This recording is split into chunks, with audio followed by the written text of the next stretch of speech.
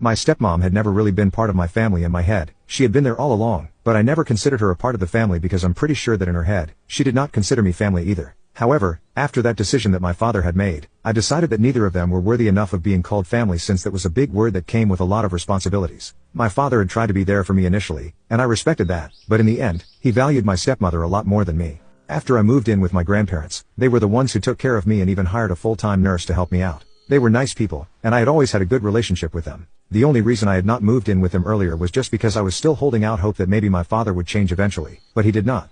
Tough luck for me. Anyway, they are good people who took care of me and made me feel really loved, since they could understand that I was going through a very bad phase of my life. They tried to get my father to visit me, but he kept coming up with excuses. Sometimes he was too busy, and other times he was too tired from work. So for almost 2 months, he did not visit me even once after the accident and after he had kicked me out and moved me to my grandparents' house. Eventually, even my grandparents got into a fight with him because of how he was behaving and said that it was not fair to me. So my father decided to tell them that he had no intention of getting back on good terms with me anytime soon, because apparently, my stepmom did not approve of me anymore and had given him an ultimatum to choose between her or me. He had chosen her, and he believed that I needed to learn to be a better person and get along with people. Until that happened, he could not see us having a relationship because he thought that I had been a very difficult child to deal with in recent times, and he could not put up with that kind of behavior anymore for his own sake and his wife's. So that was that, and after that, we've not spoken.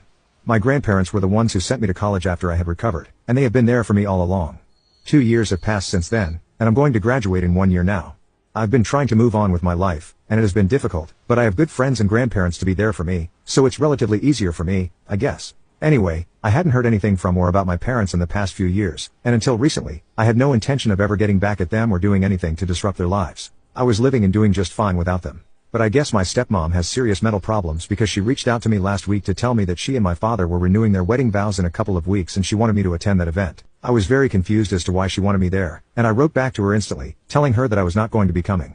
But she told me that I absolutely had to be there because my father was going to reach out to me in a couple of days to ask me about it formally. One of the major reasons that he wanted me to be there was because some of his business associates were going to be there as well, and they knew he had a daughter since they had seen some family photos on his desk. It would be very weird to explain to them why I was absent from such an event, and my father had been planning on reaching out to me to make amends for the falling out we had. Now you can watch the third part by pressing share and more.